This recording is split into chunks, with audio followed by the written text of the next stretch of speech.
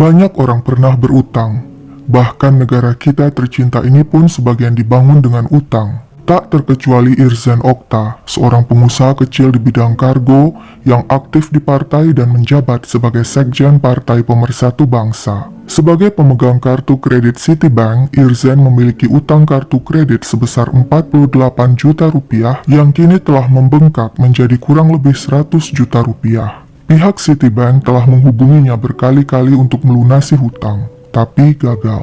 Sehubungan dengan hal itu, pada Oktober 2010, debt collector pun mendatangi rumah Irzan Okta yang berlokasi di perumahan Bukit Indah, Ciputat, Tangerang. Saat itu, ada beberapa perusahaan jasa kolektor yang dipakai Citibank untuk menagih utang nasabah, antara lain PT Taketama Star Mandiri dan PT Fani Masyara Prima. Tidak tanggung-tanggung, ada sekitar 5-6 orang debt collector yang mendatangi Irzan dengan sepeda motor yang sengaja dibikin meraung-raung. Saat itu, Irzan yang baru pulang kerja segera menemui mereka di luar rumah. Sang istri Esi Ronaldi diminta untuk di dalam rumah saja. Sang istri mendengar teriakan, "Bayar, bayar."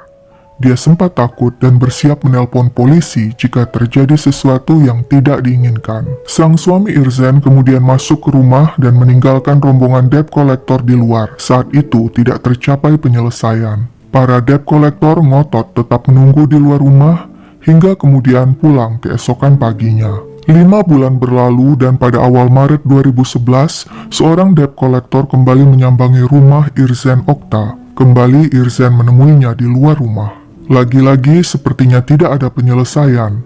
Terbukti pada 28 Maret 2011, 2 orang debt collector yang salah satunya bernama Humisar Silalahi menemui Irzan di rumahnya. Sepertinya kali ini pertemuan lumayan kondusif sebab Irzan menjamu mereka dengan minuman. Humisar menjanjikan jika Irzan membayar 10% dari utang, maka seluruh utangnya akan dianggap lunas. Untuk membicarakan hal tersebut, Humisar minta Irzan datang besok pagi ke kantor Citibank menemui Boy Tambunan, seorang debt collector yang merupakan karyawan PT Fani Masyara Prima. Sesuai janji, keesokan pagi pada 29 Maret 2011, Irzan Okta mendatangi kantor Citibank yang berada di Gedung Menara Jam Sostek, Jalan Gatot Subroto, Mampang Perapatan, Jakarta Selatan, sekitar pukul 10.30 pagi. Dia tidak bertemu Boy Tambunan, melainkan anak buahnya yaitu Arif Lukman. Ruang pertemuan adalah ruang Cleo di lantai 5. Ruangan Cleo biasa dipakai para debt collector untuk melakukan interogasi pada pihak-pihak penunggak. Arif meminta KTP Irzan dan menahannya dengan alasan validasi. Di ruang itu Irzan menyampaikan niatnya membayar 10% utangnya. Dia berharap sesuai janji Humisar, dengan pelunasan 10%, seluruh utangnya akan dianggap lunas. Ternyata janji itu tidak benar, hanya akal-akalan debt collector agar Irzan mau datang ke kantor Citibank untuk membereskan semua utangnya. Arif Lukman tetap ngotot meminta Irzan membayar seluruh utangnya. Akibatnya pembicaraan tidak menghasilkan titik temu. Masuklah debt collector lainnya, yaitu Henry Waslinton dan Donald Bakara. Di ruangan sempit itu, mereka mengelilingi Irzan yang duduk tersudut di pojok ruangan. Donald Bakara dengan nada tinggi sambil memukul-mukul meja dan menunjuk-nunjuk Irzan bertanya sampai kapan Irzan mau menunggak utang. Irzan menjawab, "Nanti saya usahakan kalau ada uang." Arif Lukman marah dan menggebrak meja. "Bapak sudah berapa lama menunggak?"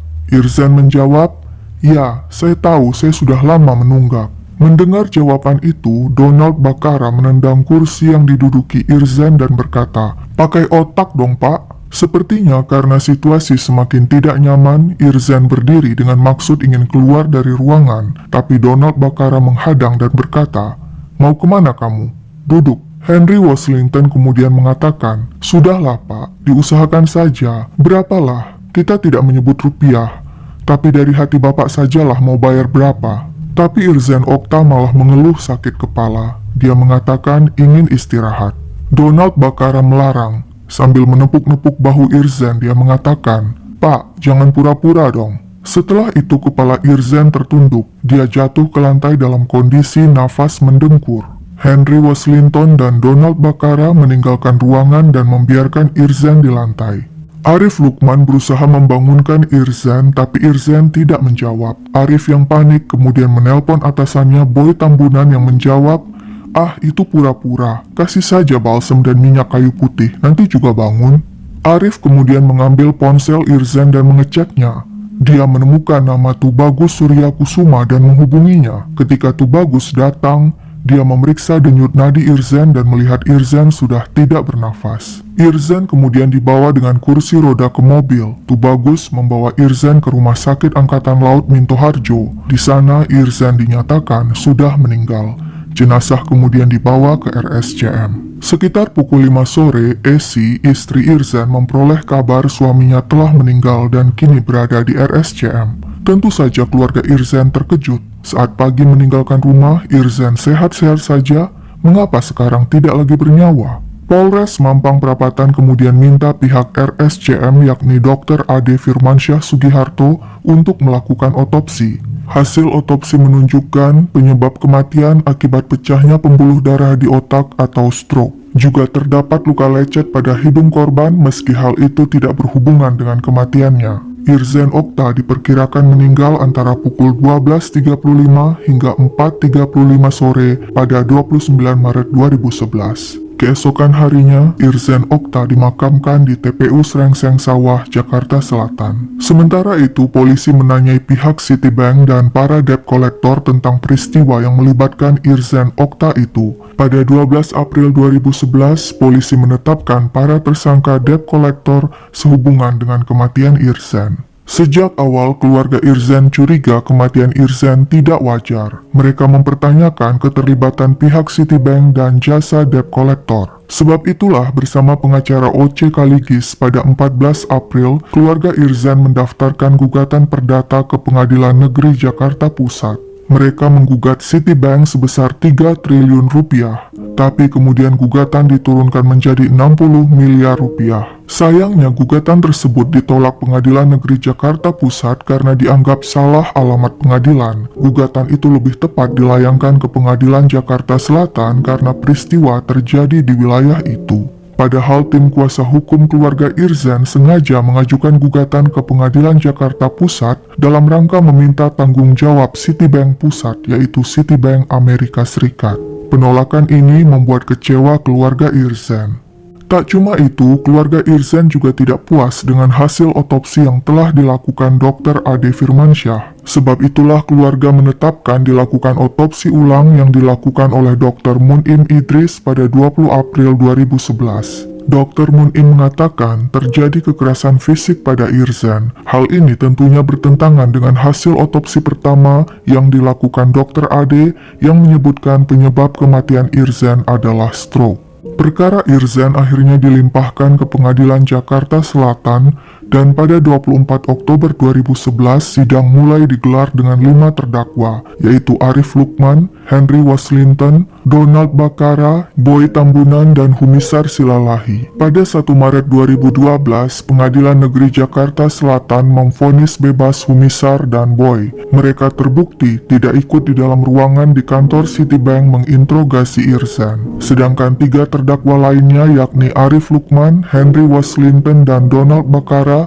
dinyatakan bersalah oleh majelis hakim. Mereka dijatuhi hukuman 1 tahun kurungan penjara karena melakukan perbuatan tidak menyenangkan. Pihak keluarga korban tentu saja tidak puas. Mereka yakin tindakan para debt collector bukan hanya sekadar perbuatan tidak menyenangkan, melainkan melibatkan kekerasan fisik yang menyebabkan kematian Irzan Okta. Mereka pun banding dan pada 19 Juni 2012 Pengadilan Tinggi DKI Jakarta mengubah putusan 3 terdakwa menjadi 5 tahun penjara dengan pasal merampas kemerdekaan orang yang menyebabkan kematian. Ketiga terdakwa tidak terima. Mereka tidak pernah melakukan kekerasan fisik pada korban. Kuasa hukum mereka menegaskan korban meninggal akibat stroke dan bukan akibat hal tidak wajar. Mereka pun mengajukan kasasi. Namun permohonan kasasi ditolak Mahkamah Agung dan hukuman sebelumnya tetap berlaku, yaitu 5 tahun penjara bagi ketiga terdakwa. Kasus pun dinyatakan selesai. Selama proses hukum itu, pihak debt collector dan keluarga Irzan saling tuding. Kuasa hukum para debt collector mengatakan otopsi ulang yang dilakukan keluarga Irzan tidak sah karena dilakukan untuk kepentingan kuasa hukum mereka O.C. Kaligis dan bukan atas permintaan penyidik.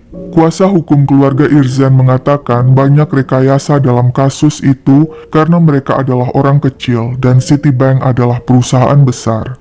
Mereka yakin kematian Irzan tidak wajar. Sayangnya, pengadilan berkata lain dan hanya memberikan 5 tahun penjara kepada para debt collector. Pihak Citibank pernah menawarkan uang simpati sebesar 1,5 miliar rupiah dalam bentuk asuransi, biaya hidup dan beasiswa kepada keluarga Irzan. Penawaran itu tanpa ikatan apapun, pihak keluarga Irzan tetap dipersilakan menuntut Citibank secara hukum, tapi penawaran itu ditolak keluarga Irzan. Akibat kasus itu, Citibank menghapus semua utang Irzan Okta. Citibank juga memutus kerjasama dengan perusahaan penyedia jasa debt collector. Pihak Citibank berjanji untuk selanjutnya akan menangani langsung penagihan utang nasabah dan tidak akan memakai lagi jasa debt collector.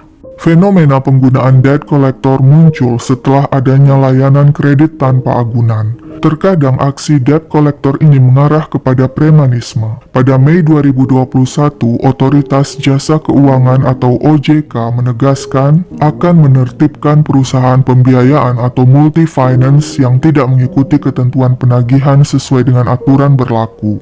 Menurut OJK, cara-cara menghadapi debt collector yang datang ke rumah adalah sebagai berikut. Tanyakan identitas terlebih dulu. Kedatangan debt collector jangan dihindari, jangan ditolak. Hadapi dengan sopan sembari menanyakan identitas mereka. Beberapa hal yang perlu diketahui adalah dari siapa perintah penagihan diberikan serta kontak pemberi tanggung jawab penagihan itu. Minta kartu sertifikasi profesi. Setiap debt collector harus memiliki sertifikat API atau Asosiasi Perusahaan Pembiayaan Indonesia. Hal tersebut bertujuan agar debt collector mampu menunjukkan bukti aktivitas profesi yang sedang dilakukannya. Jelaskan alasan keterlambatan atau penunggakan pembayaran dengan baik.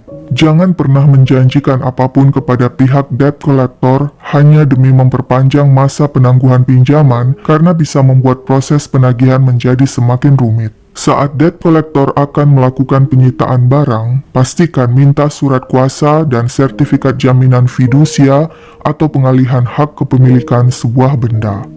Sehubungan dengan utang, jangan gampang tergiur penawaran kartu kredit dan pinjaman lainnya. Dan jika berutang, jangan sekali-kali menggampangkannya dan berniat tidak melunasinya, karena utang adalah kewajiban yang harus dibayar. Apakah kalian punya pengalaman buruk dengan debt collector? Share pengalaman kalian di bawah. Sekian dulu ceritaku, sampai jumpa kapan-kapan.